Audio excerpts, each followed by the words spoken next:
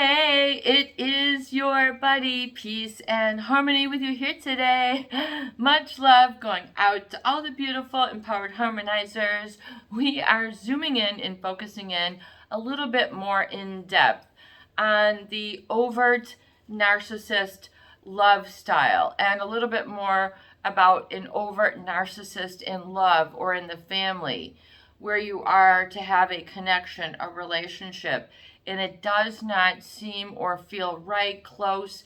There seems to be something getting in the way, and this person seems to be creating an imbalance, an overt narcissist. And before we go into our topic of the day and try to get some sanity, I want to give a huge shout out to those of you who have recently donated to the channel. MV, thank you so much for your donation and your support. Thank you. It is so good to hear from you, a long time and loyal viewer who has been with the channel for some time, I do believe. So good to hear from you. It's an honor and a privilege to be able to come to you wherever you are in the privacy of this video in the Netherlands, to at least 2 airplane flights away, okay? Different time zones, to be able to offer you a resource, a venue to have these open discussions, to approach these subjects without fear, without feeling deprived or having some deleterious negative effect that continues to happen. An overt narcissist, they will, particularly because of an overt narcissist, by virtue of this personality disorder, they have a pathological sense of self-importance coupled with a lack of empathy, which by very nature, it sort of peppers in, it sort of swirls in a deleterious or negative effect on others as part of their energy cycle, as part of who they are. They're kind of like those people who are the hit and run. You're like, you just sort of did something to me, and I just, you're gone. You know, it's just sort of one of these, they just seem to get away with a lot. They seem to have a sense of entitlement. They get places unethically, and other people laud them and applaud them. It can become sickening, disgusting. An overt narcissist, in terms of what does it mean when they have a deleterious or negative effect, meaning there is some cost that they want you to pay by virtue of being with them. They'll let you know in certain ways that you're not as good as strong as equipped, as fierce, as smart, as talented, as rich, as endowed. There's a braggadocious, seesaw where you're like, are we playing now? And you just seem to be hitting the ground and they're just bopping all along.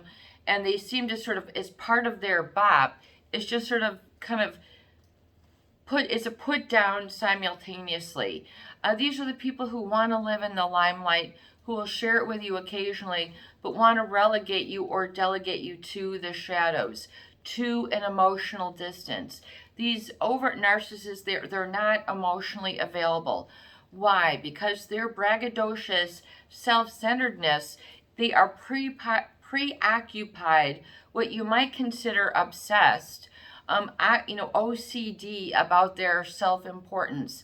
If you've heard of people who have OCD, these people who will, they have to count things to kind of make sense of their environment. They don't have a sense of sort of companionship. How important is companionship? Keep your eye on that question. You might even want to write that down. You're not really going to get this from an overt narcissist relationship. Companion has to come with a cost that you are going to have to pay, and there is no barter system, trade route, give and take, powwow, where you have the equal trade of goods. There's always like, they got off with $1 more, they got off with a kiss more, they got off with a trophy more, a better, an hour more. There's something always that they're going to let others know. That's part of their operational system. If you're driving a BMW, British motor vehicle, it's going to have, those type, it's going to run and purr that way. Overt narcissist, different parts, different purr, okay? Different feel, different clutch, whatever.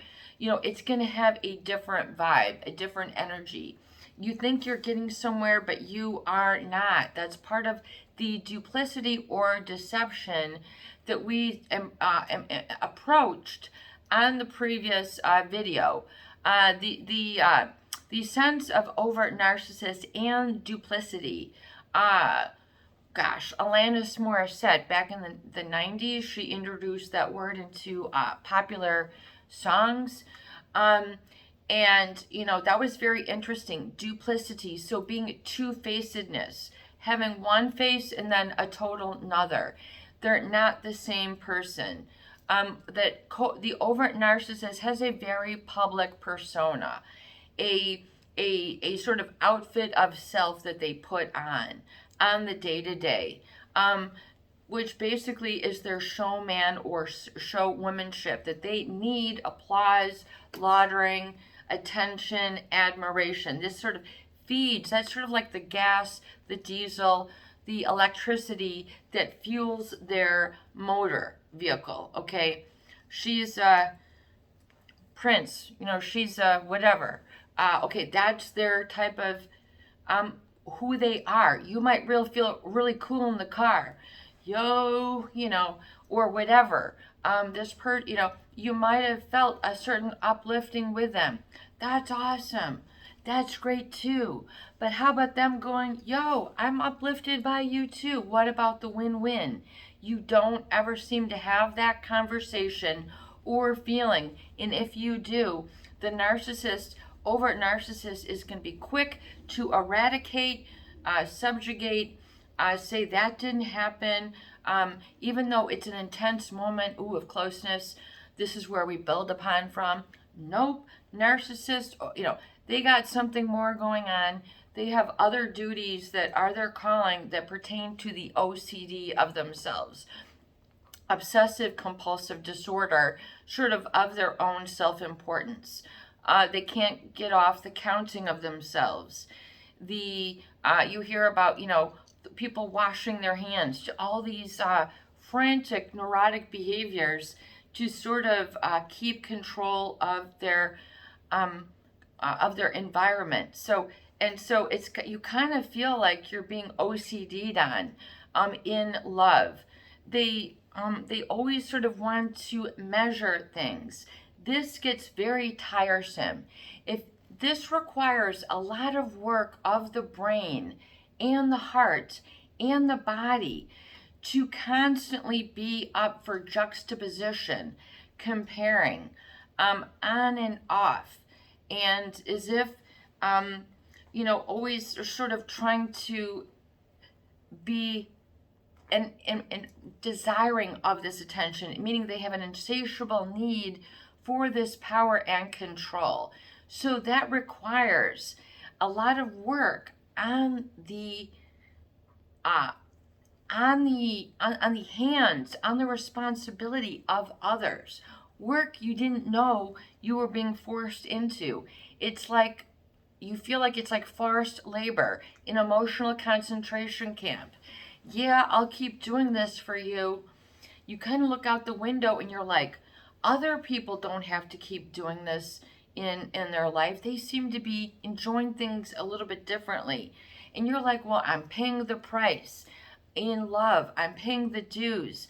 A covert narcissist, they constantly cause you to feel like you are being measured, sized up, judged, or,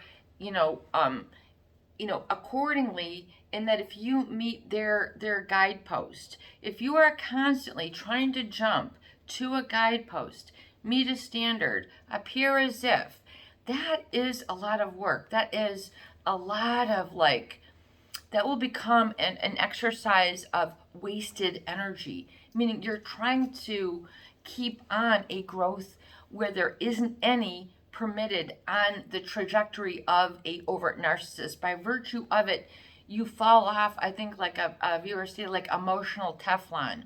You think it's a deep moment and you're like, we have something here. We have a spark. We have it. We have something here.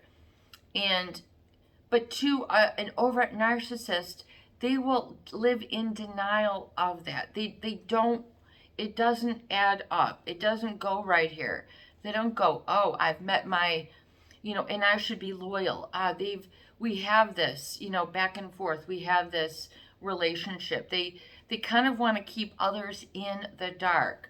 I gotta go. I've got this. I've got that. Where they're in the light, others are sort of in the dark, in the shadows, sort of bumbling and fumbling and thinking eventually you'll emerge into sort of an evening out of that imbalance. It don't even out.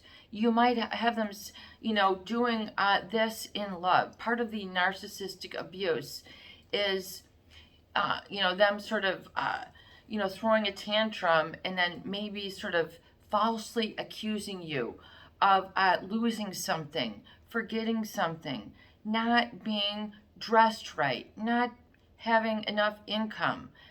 It won't work, and then they'll, yell, and then, and the false accusations, and then they're like, oh, like, I'm sorry, that was my mistake. I did find it. You did not lose it.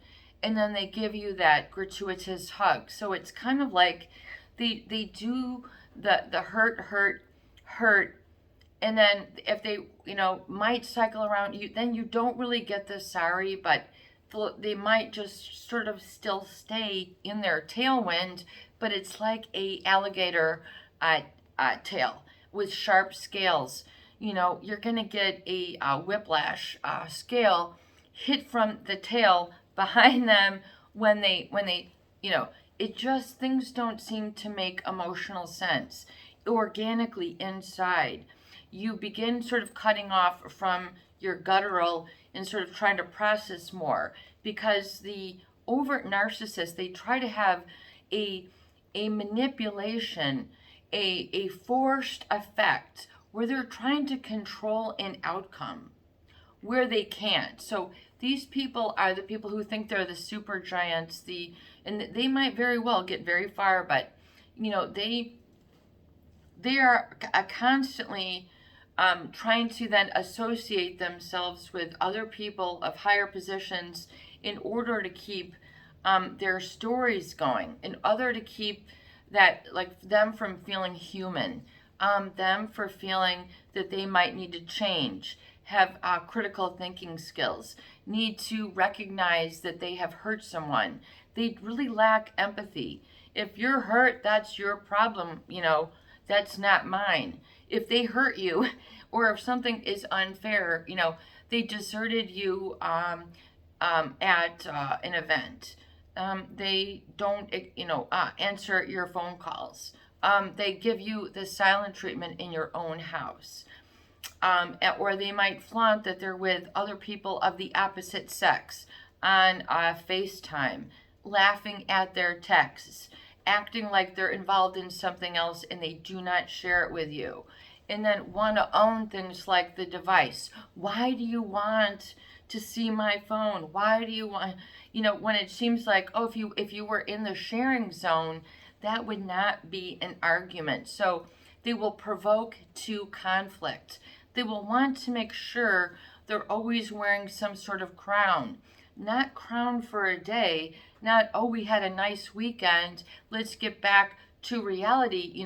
They don't like to say that they are subjected to said reality of the common folk, the people who have to work, the people who have to think, the people who have to budget, the people who get sick, the people who don't have a false self out there. That overt narcissists, they put sort of that false self out there, and that's what people end up, quote unquote, falling in love with, which is really the sad part. If you're making a commitment to a false self within another and you think it's the real deal, uh-oh, You are not there in it to be loyal to a shell company, a sham business, a shell of a person, or a sham. You don't want that sort of fraud, imposter, deserted, you know, just all of a sudden if you lose your luster, you lose an income, you have a boo-boo, you have a broken arm, you lose income by or your hair. All of a sudden they're like, and they're like just getting themselves fixed up, and it isn't for you. They're not, there isn't this common ground feeling, common denominator. It's the in common denominator. And if you can be as so special, i.e., tolerate the abuse, tolerate the conceit, tolerate the darkness, tolerate not the uncertainty, the perpetual cycle, that their false self that you fall in love with, eventually the narcissist they'll use a lot of tactics, but then you'll sort of see a crack in the mask, and then they'll be like, I cannot, you'll see that they'll just abandon the project. They'll just abandon the work. They just don't want to take any in credit or irresponsibility. They just don't want to put in any elbow grease.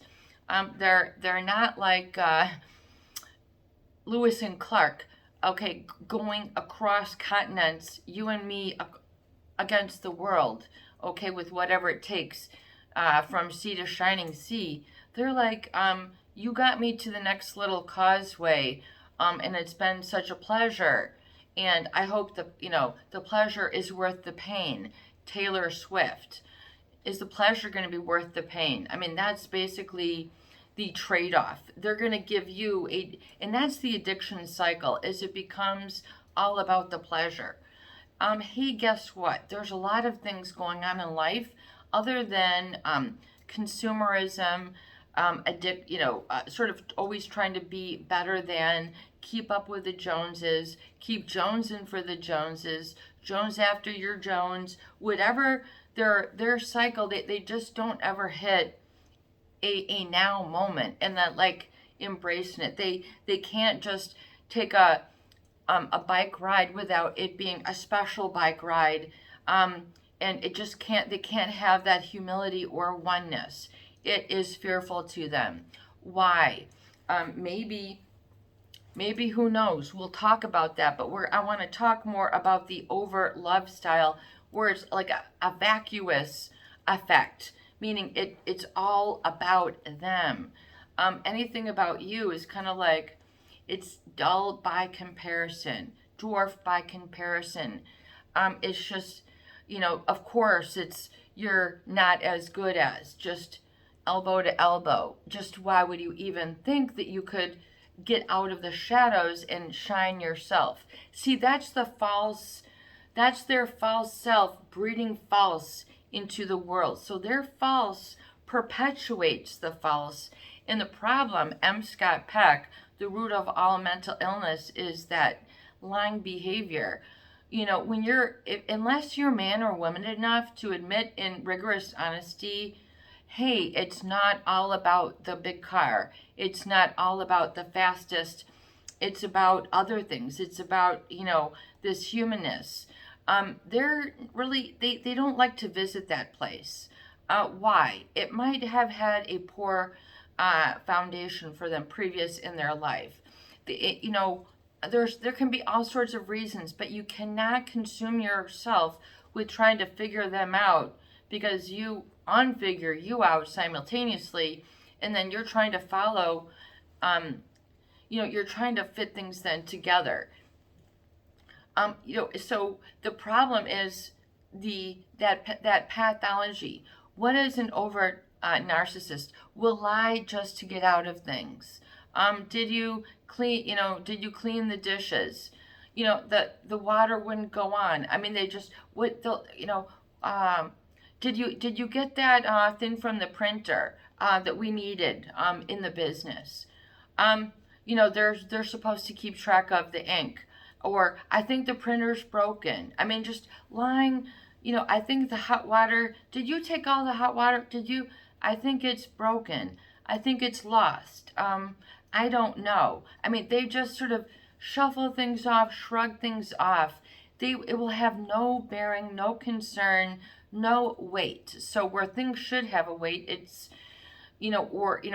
because lying is a trap. To live a lie, to live that false fantasy, for them to say, we're going to live in the someday, and you're basing, that's their false, I'm going after this Herculean goal, and your goal of having a family dwarfs by comparison. Your goal of having a night in peace is insignificant, just unimportant. And and then they'll maybe say to you, sometime, well, you're right, it is good to settle down. And then you'll get, and then back they go. They will live a life in that, and you cannot save themselves from this. They will then perpetuate, so you cannot save them from their own pathological sense of self-importance, because there's a lie factor going on. Despite the fact that they can be the CEO, CFO, best this, best that, that to me doesn't sit well in the gut. Cheaters never win, was told to me by a colleague in my early 20s.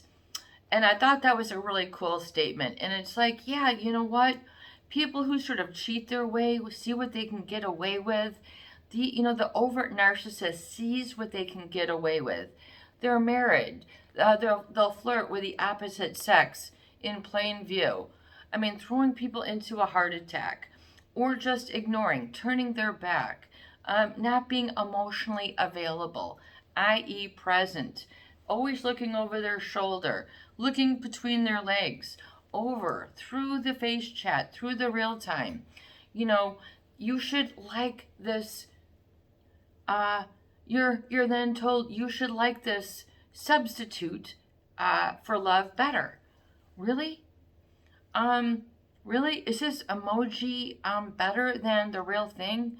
Is this emoji false promise creating fear for me? Is this better than having content? Or why is that such a unattractive state, i.e. having companionship?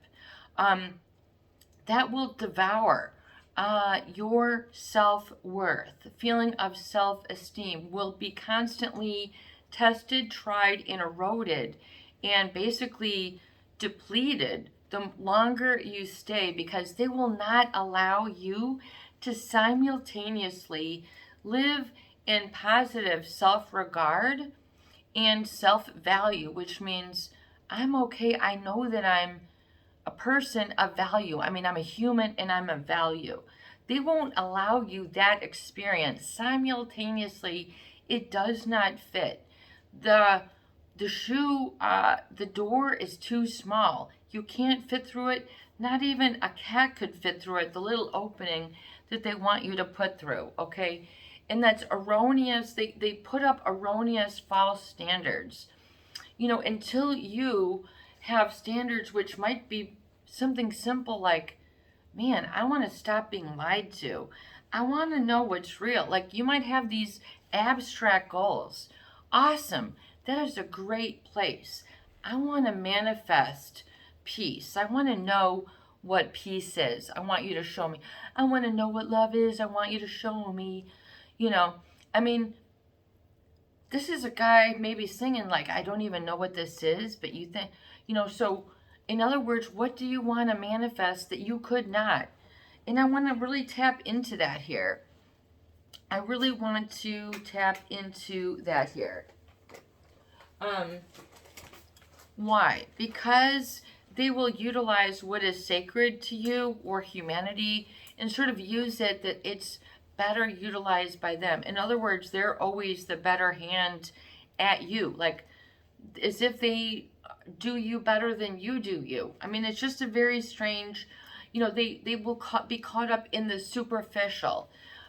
things that really don't matter can mean extreme importance. An overt narcissist female, I mean, if you can't keep up with their purse collection, their shoe collection, their Facebook, Instagram, um, uh, LinkedIn, I mean, there's always some sort of show or fanfare. And, as if you can't have unto yourself, but it's always out there, that they will predominate over others because of this, which is very superficial, which is superfluous and essentially meaningless, but they will delude and manipulate and cause a duplicity for you to say this is more important than a human being respect.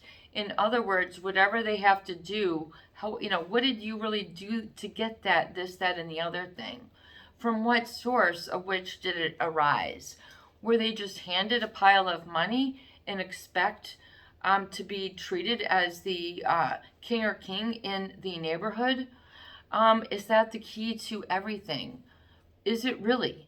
And so you can't question different realities, i.e. your own.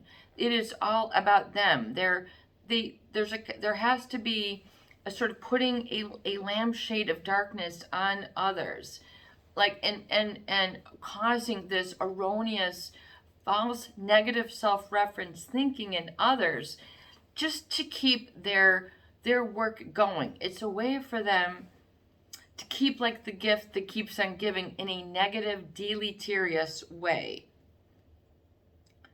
And so they sort of take what is sacred from you or valuable, meaningful, even though you didn't know it was meaningful.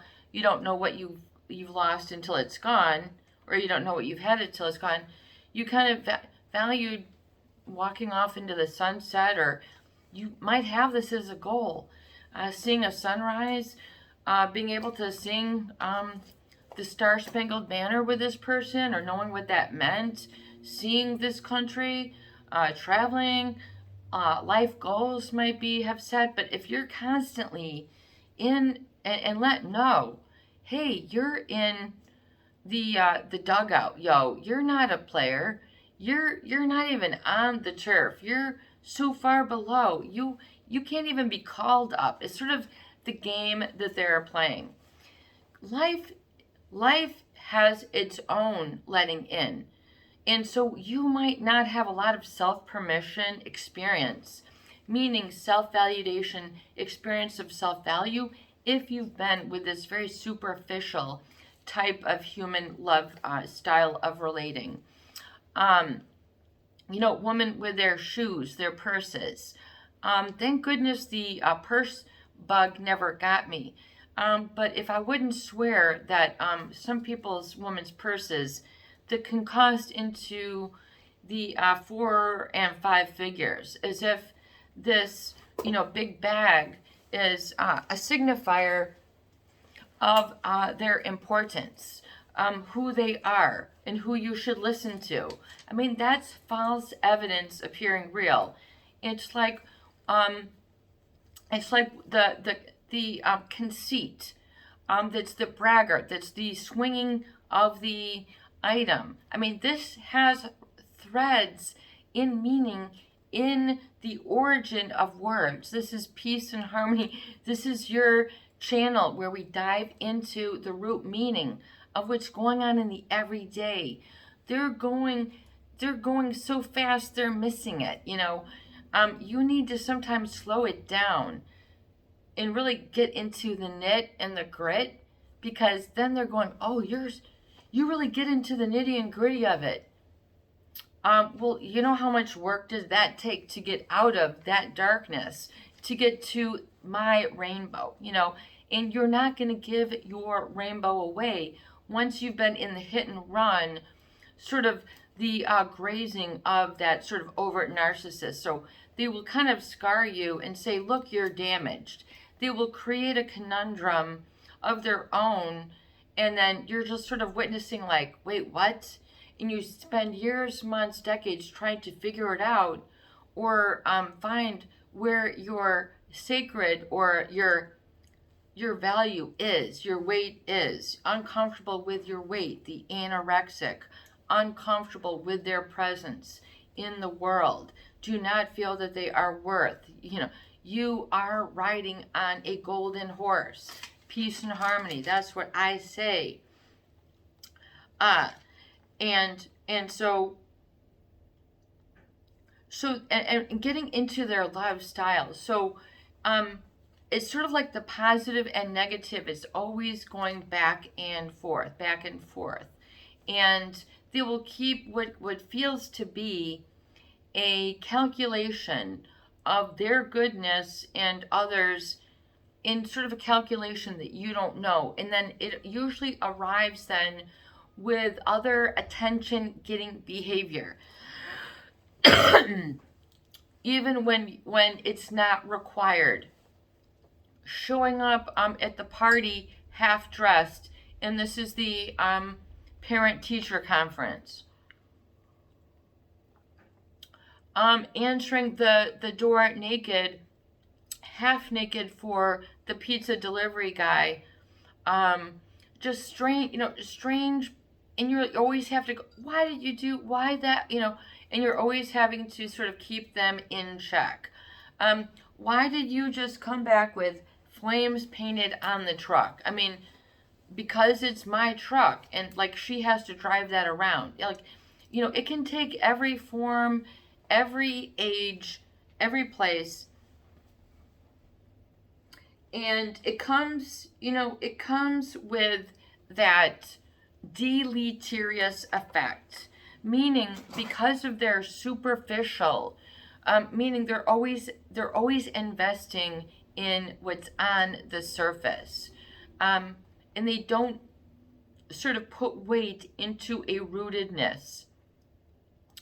The commitment phobic, they question these sort of real family values. They don't live it. There's something else more important. It can even feel sacrilegious. They sort of try to pretend to be bigger than the forces of nature. There's nothing that they can't do or won't do. And they don't care about what they do to others to get it, or further, how others feel. So their feelings are irrelevant when feelings matter. To them, it's irrelevant. It doesn't stack up in their computation. It doesn't, their laws of relating, it is not written in their terms and conditions how you feel, how you look, how good you make them look is the superficial. Can you please them? These then breed the people-pleasing of the world. People pleasing, getting walked on. I'm a doormat. The women or men who do too much. Feeling that you've been waffled on, that you can't, you've been shut down, that you might as well just sit there and you're just to be a lump. You're to be a sloth. Or you are made to feel that you're a sloth because you have a cough. They're like, oh my God, like, could you keep your cough somewhere else? Like, that doesn't really look good. Things like that. Like, your haircut, just your shoes, you can't stop, just sort of, they're trying, well, why don't you order this to eat? This would be better for you. Why don't you wear this? Always sort of having their hand in things. Why don't you have this as a career? But I'm really wanting, well then, if you can't listen to me, you're ignorant. You don't know anything. You're going to get lost. They'll give you the look of disappointment, discouragement, lack of support. If you're not going to do it for me, I will not support. In other words, if it doesn't look good, they want to have, they're romancing some sort of fantasy that requires really some sort of impossibility, and you're trying to stretch towards the impossible to attain their perfect meal. and you don't sort of get, you look pretty, you look handsome, you look amazing. Instead, you get that your hair done, and they're like, I can tell you got your hair done. I mean, I can tell you made a good meal. I can tell the dinner's ready.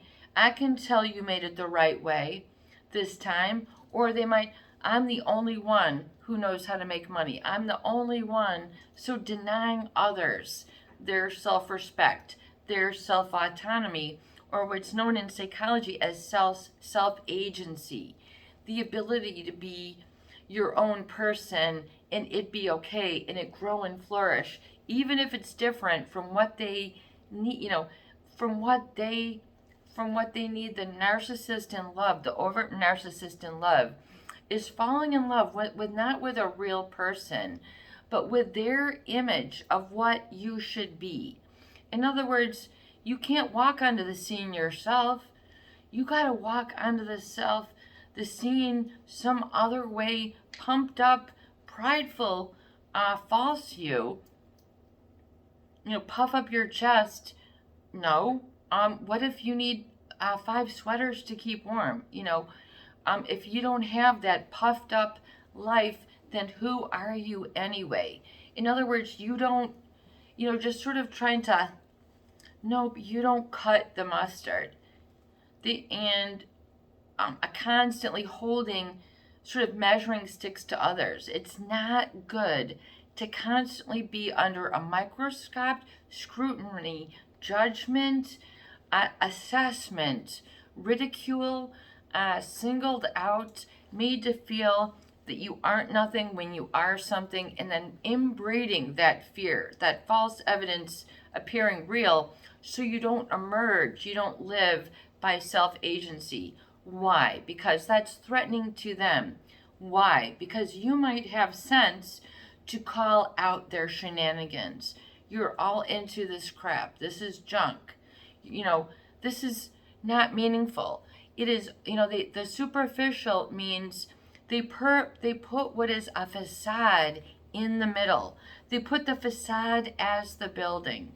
It looks as if, it could look like, have you ever seen those like mansions that are painted on the side of like a brick wall? It might look like it's a big mansion, but it's a wall. How people will paint like a little window on like a brick thing, and then it can be like an adornment. So it's that duplicity. It looks like it's a window, looks like it's a door, bonk. There we go with the overt narcissist, what I call and deem the distorted mirrors effect. Because they lack empathy, because they lack these mirror neurons, they reflect back to others a distorted version of who they are. Overly, or underly, but not, good, not accurate. They reflect back a distorted version of yourself. You're ugly. You're stupid. You don't have ability. This is false, but that's there to get you off of to get themselves off the hook of being responsible and accountable. Because they lack empathy, this is just what they do. They nitpick, do things to hurt you. Yeah, your sore looks really different, or just something like, they can't read your writing, they can't read your text, and they'll make fun of you. That's really bad. It's not funny, okay? They might think it's funny, but they have a tendency to that really cruel, sadistic sarcasm. Why? Because the distorted hall of mirrors, it's like the funny house. Do you remember there used to be a restaurant called the Ground Round, or you might go to a clown house or something? Have you ever seen the distorted mirrors? You go there, you're this tall, and then you go there and it makes you look really short and fat. You go to the next, you're really tall and skinny, and you're like, ha ha, he, look at us. And the narcissist is like, in all those, they're like, damn, I didn't realize I was doing so amazing. And you're like, what? They're always off the hook. They never are human enough to get sick, to show their emotions, to show their soft side, to show that they have hurt. They can never fess up. Go to confession? I don't think so. Claim that they have perhaps over taken their boundaries or stepped their trespass onto others? I don't think so. I helped my self to this because they always are getting away with something. Why? The overt narcissist in love has a big, big ego. Okay? Let go my ego. I don't think so. Their ego precedes them. That is the facade, the duplicity, like we were talking about the root words of conceit. And so it has its root hundreds of years ago, but it's that sort of dangling the fruit and you're just getting the nut. You're getting not the juice. You're getting, it's an imbalance where they want you to give attention, but they won't give you like and support in return. Why? Because if you were to come to your senses and say, you know what, this isn't working out. This person has this charade of facades, lies, and plate spinning, and that's who they are, but no one wants to kind of say that's who they are or admit their fraud scam scene. They want to keep on with it. They will keep it going. It doesn't mean you're an energetic match to disease. Guess what? Your body, heart, and soul picked up on it. Why? Because you have mirror neurons, and if someone, like in your heart of hearts, if someone is mirroring back to you something realistically superficial, or if they're trying to unweight or cause the shifty weightedness, is if something more superficial is more important than the heart, mind, soul, spirit, affection, goodness, God knows what else you've given them in heaping handfuls. And if you really question, what is the exchange value, but you have to stop computing, stop making sense. David Byrne, just stop making, you can't use their pathological tally system to arrive at a truth. You can't use disease to get at health. You can't put disease on top of disease and arrive at where are you going to feel your health, your truth. You can't simultaneously have your foot in it and sort of know your truth, your value, and your weight. You have to be able to be on the full two. You have to be on, it might start as your hands and knees, or you might be crawling. When you're basically trying to get out and say, I cannot keep this marriage style going, this work style going. I can no longer live a lie. This gets me. I don't, cheaters don't win. These are cheats and frauds, or, just caught up in the superficial. You don't want to keep having to go out. You're, the false is, social, and the why. Why is this not working? Because you do need true companionship. Why? Because the overt narcissist, they don't engage in the present. They don't come to that companionship level where they're just here. There is a wall, a superficial facade, a public self that is hiding a private self that you do not see, that they will cover up and not allow them to be available. You see, emotionally, they're available for the false public self, But a lot of people, eventually, their inner self, their inner inner embryo of wanting to have transition into the real, transition into, okay, now we're having kids. Okay, now we're retiring. Okay, now the business deal is going my way. You're listening to me.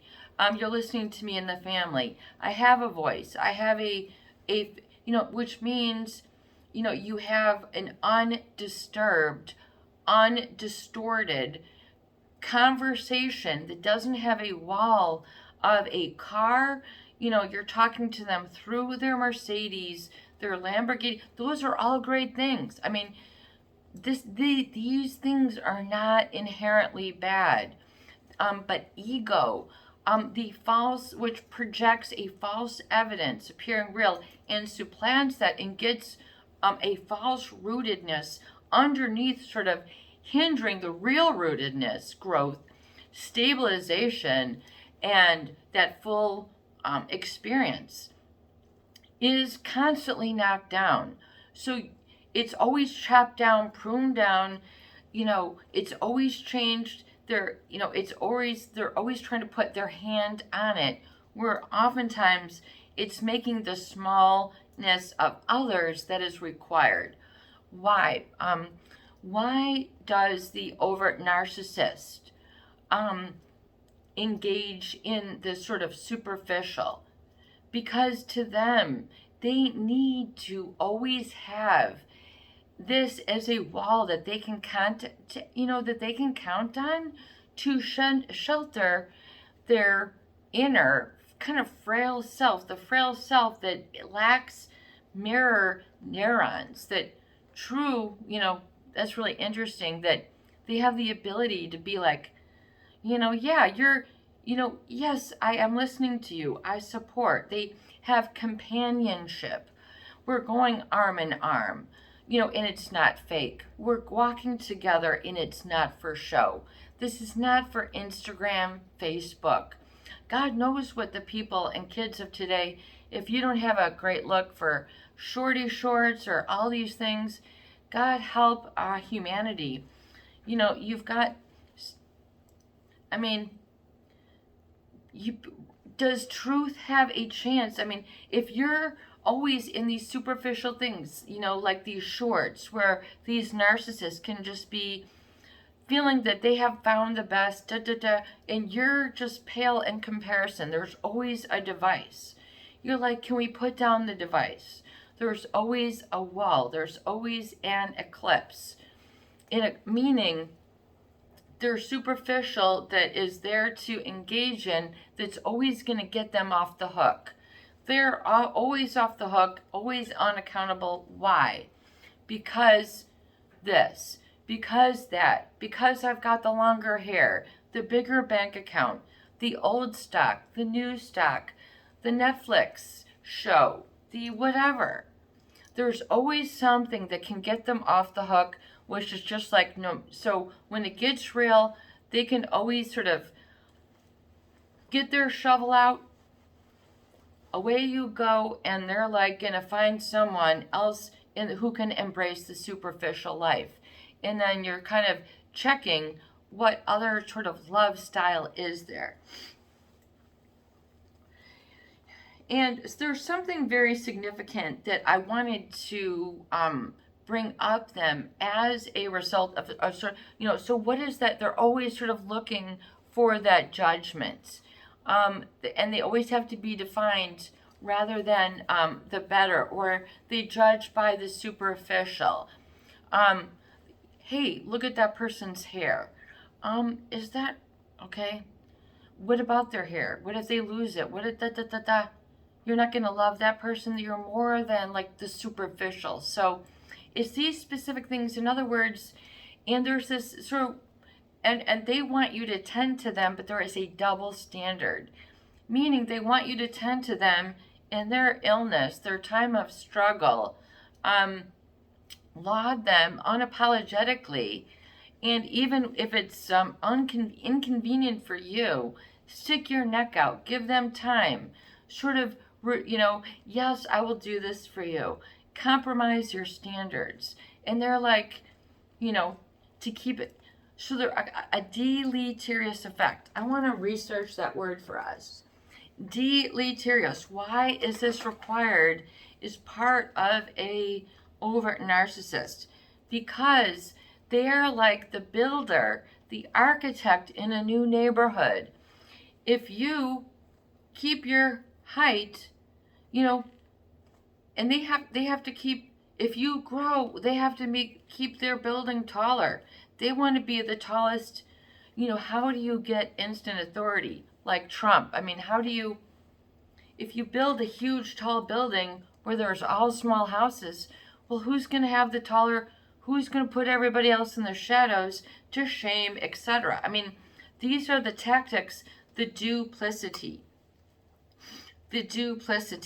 So deleterious effect. Here goes peace and harmony with defining things for you. Deleterious definition. This is not all handbags, gym shoes, golden teeth, diamond rings, fly houses, bon voyage vacations. You might have had these experiences, but when it comes right down to it, when do they not sort of show up?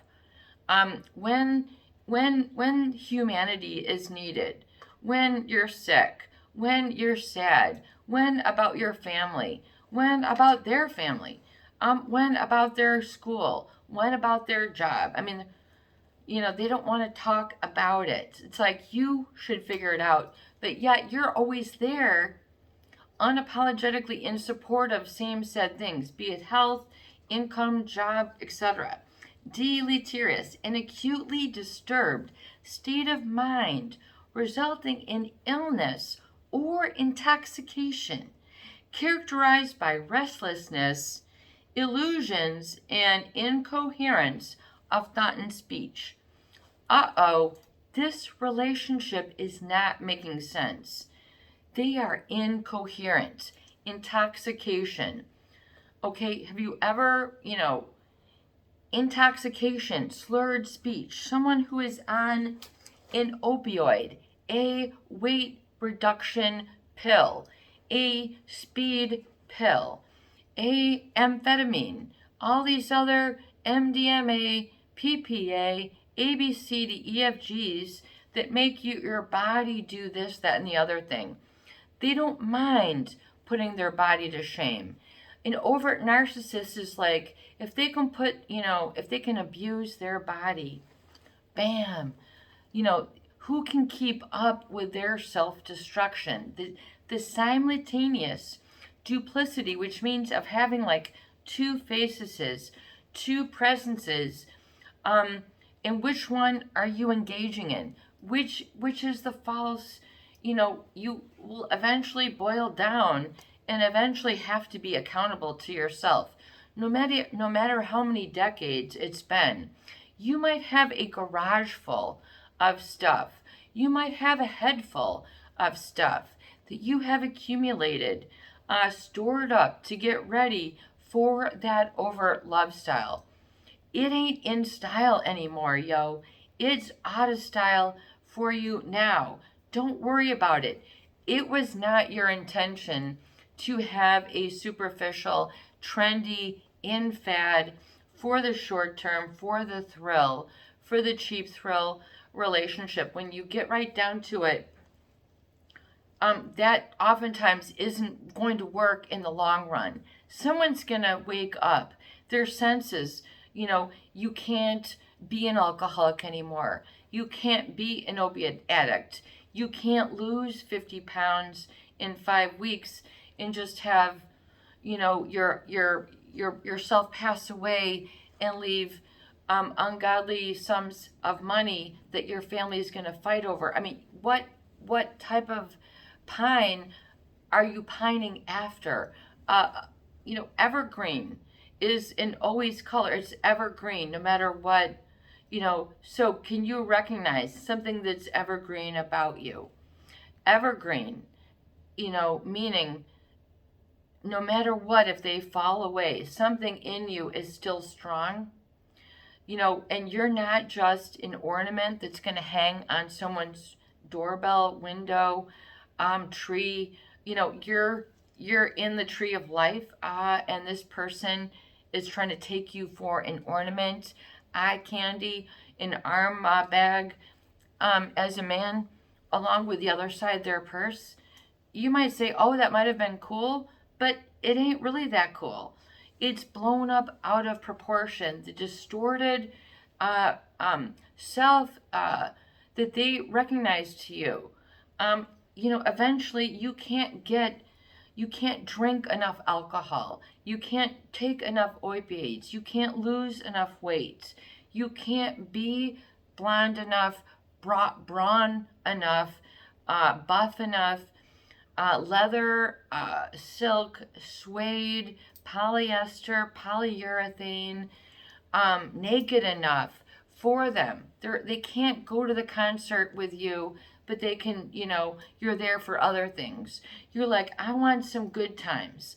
Why can't we go to the Lollapalooza or the long day in the desert where we all dress up like whatevers, and have this sort of together.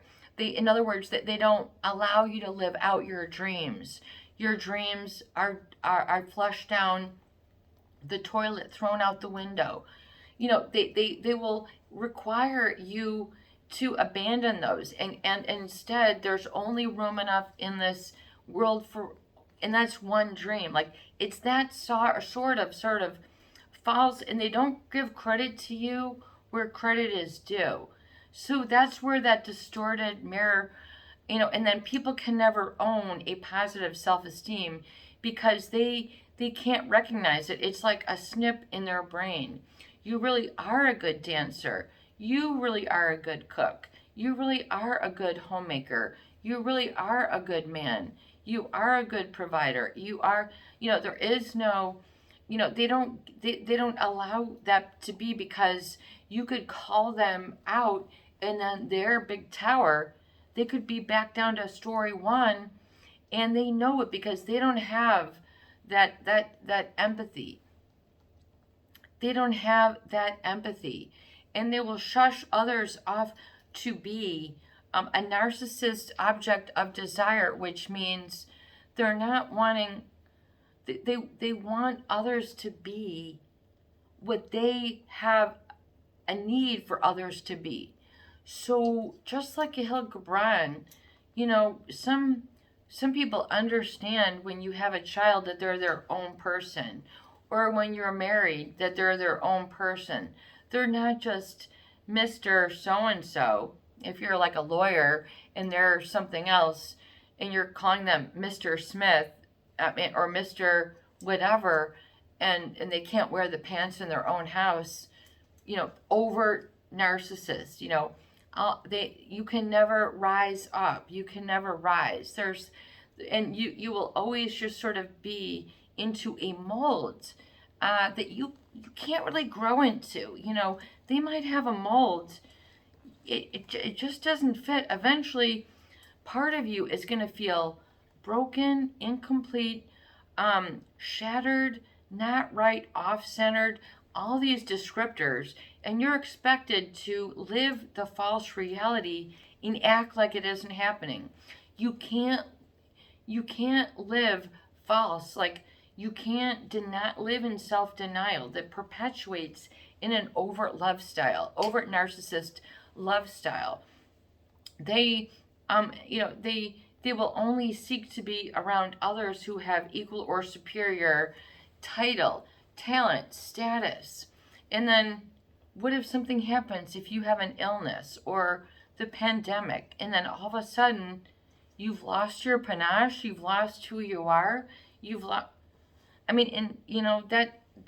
that is not reality.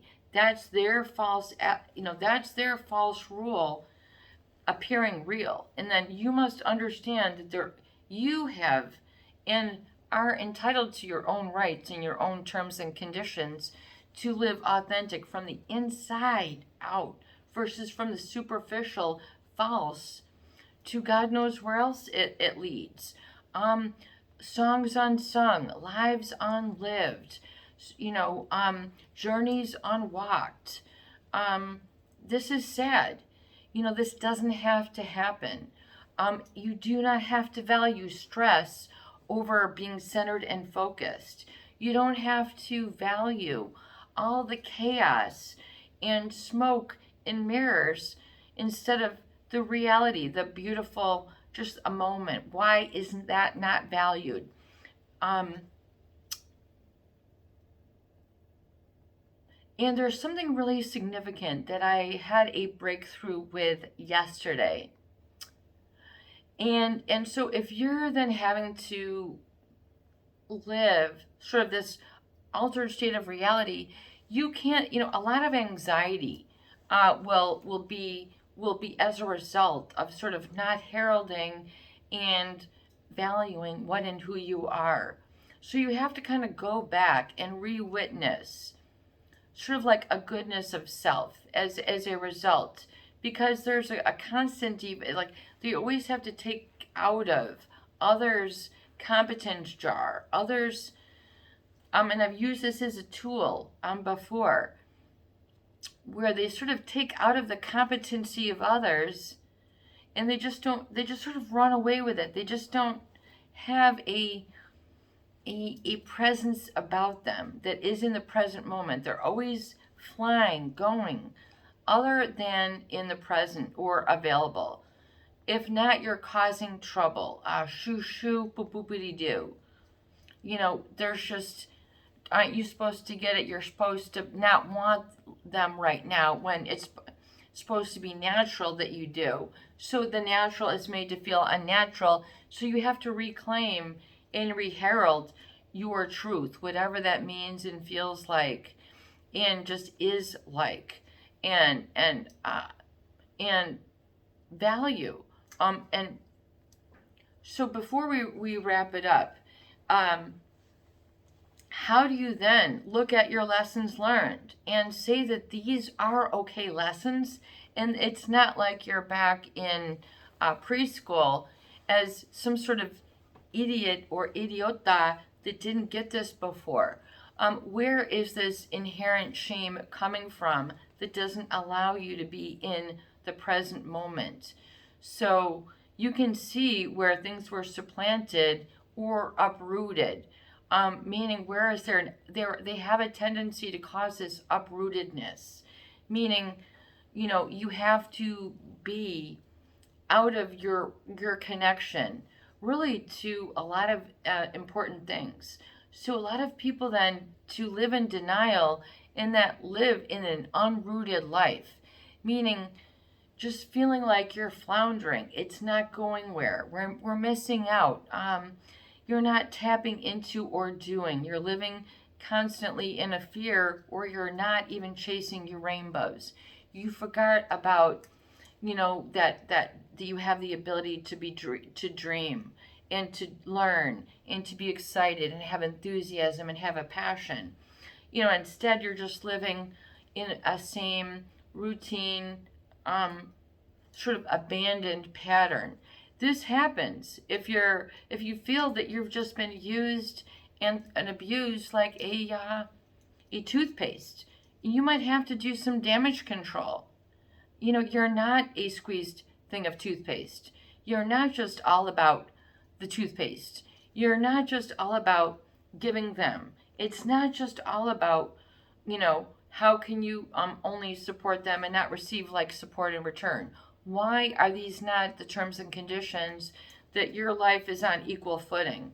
Then say, I need some footing. Despite this. Okay.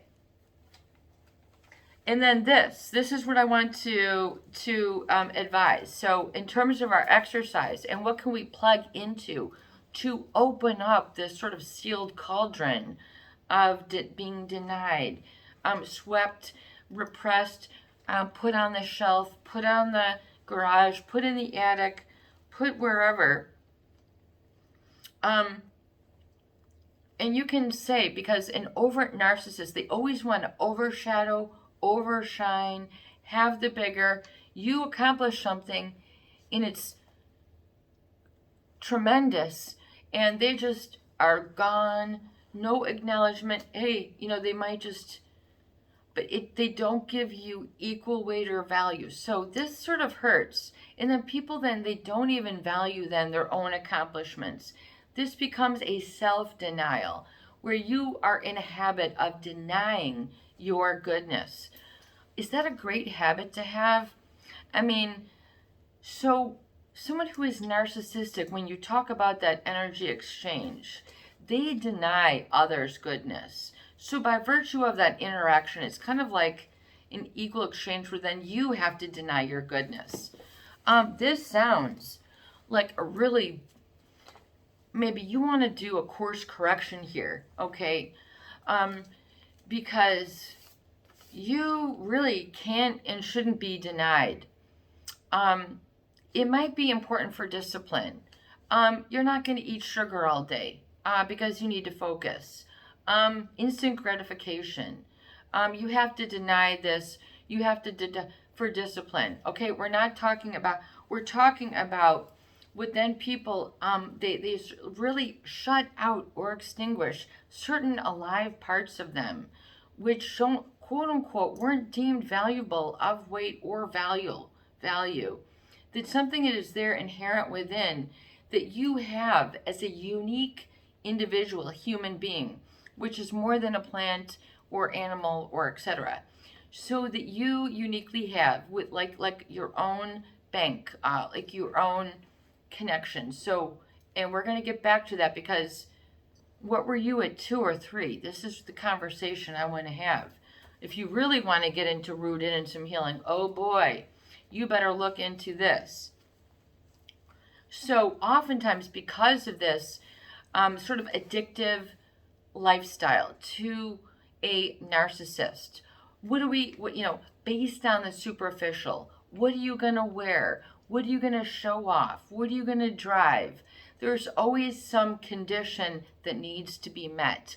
This is not unconditional positive self-regard. It is called conditionals. You're conditioned, only on this condition can you eat. Only on this condition can you receive a smile. I mean, how much work do you have to do to even get to be an I am? So you have to look at the real struggle that this sort of love, overt narcissist style of love, meaning how do they have relationships to others, which is kind of, they have attachment disorders. So you're going to feel disattached and not a companion. You need companionship. Okay, this is, you're made ashamed. Why is there a shame? Where is this? And I want you to ask right now, because of this sort of love style that you might have encountered, what are you not permitted to do? Because of this, what are you not permitted to do? Not permitted to wake up early. Not permitted to relax. I'm not permitted to sleep in. I'm not permitted to be an okay cook. I'm not permitted to sing. I'm not permitted to dance. I'm not permitted to work. I'm not permitted to smile. Not permitted to da-da-da. What are you not permitted to do? Probably a lot of people who have been in a relationship with an overt narcissist, they know all about being denied, being denied credit, denied friends, being denied their feelings, being denied their needs, their wants, their desires, their passion, just plain rejected. Just feeling this way, turned away. The body receives this in the amygdala as an attack, as if from millions in the millions of years in the third brain, our ancestry, which you cannot deny, if they were facing woolly mammoths, lions, tigers, and bears, oh my, they, how do you really? You got a bear coming against you and you're not going to be afraid? Come here, you little bear boy. I don't think so. Have you seen the 9-inch nails, times 4 feet, okay? They can tear a person up. How do you contend with such force of nature?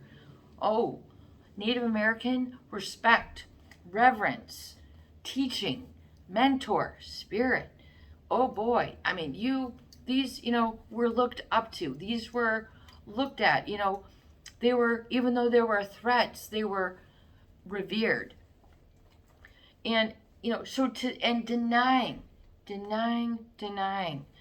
What did you miss out on? You might know this, but it does not mean you have to live your life from the void. Living your life from the void. That's just like a title of a new book. And then that is also a avoid. People then live a life of avoidance, of denial, of self-denial. I can't eat, sleep. I mean, this is self-denial. This is denying yourself. And it might seem painful, but only painful if shame was associated with said situation, said unconditional, so an overt narcissist, a very conditional based relationship. Dinner, movie, proving you love me, da-da-da. You can't, nothing, just staying home. Oh boy, that's not normal. That's uncomfortable, okay? What are you not permitted because of this? Okay, you might need to get very intimate with that list.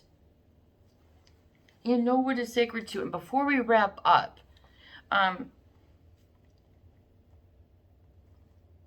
what did you know?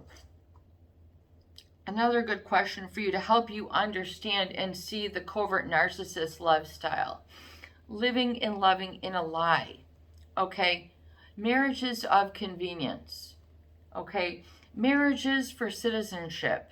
Marriages because of money. Marriages because of they want diamonds, gold. They want to buy the Stairway to Heaven. Leonard Skinner or whoever wrote that. No, that's not Leonard Skinner. That's, buying the Stairway to Heaven. Someone will put it in there. I will know it in a moment. But what I want to ask you now to kind of, what is this? So, and what is an overt narcissist lifestyle, which means just living a lie, having a very false self. Meaning, and if I can ask you this, what did you know at age 2 or 3? When did you first encounter speaking up for your own truth? Do you have any such memory? I remember being in preschool, being a toddler, age 3, sitting in a group. You might have early memories too. They're in there, okay? Age 3. We're all at preschool. I was so excited. Me, peace, and harmony, excited, okay? Would you get that? I'm so excited, to participate here as this leader. I'm like gobbling this teacher up, this preschool teacher, so excited, talking about the different seasons. We're going to talk about the seasons, I remember. And then I'm going to ask everybody in the circle, raise your hands. What color does the grass turn in the winter? I raised up my hand and I said white. And I'm sorry. I raised my hand and I said it turns brown. She said, no, that's not right. Denying my reality. As a 3-year-old, I know from playing outside in the Chicago area winters that if you have a green lawn, when the snow comes, all the beautiful flowers, things and such, they lose their leaves, the grass turns brown, underneath the snow, you can see it. She was looking for a lie answer. Oh boy, that felt a weird twinge. Like right then there, I remember knowing better.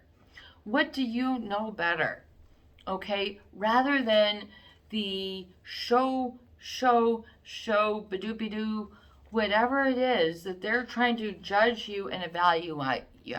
skin color, hair texture, fingernail length, muscle size, breast size, butt size, calf size. I mean, how many things do you want to live according to? I mean, you can, this is what you'll have a lot more of this going on in an overt narcissist love style than without, because it is so condition based. It is so judgment based. And it's not oftentimes based on an endorsing and embracing of the real in you. It's embracing only of the superficial or false, what they want others to see how good you make them look. Deep inside, do they know better? They might never admit to it. That is the covert narcissist love style. This is your buddy, Peace and Harmony, with you here today. And I hope that these videos do help. Please share, please subscribe, and for goodness sake, please donate for more great tools, videos, discussions, and support. Peace out. Have a beautiful day.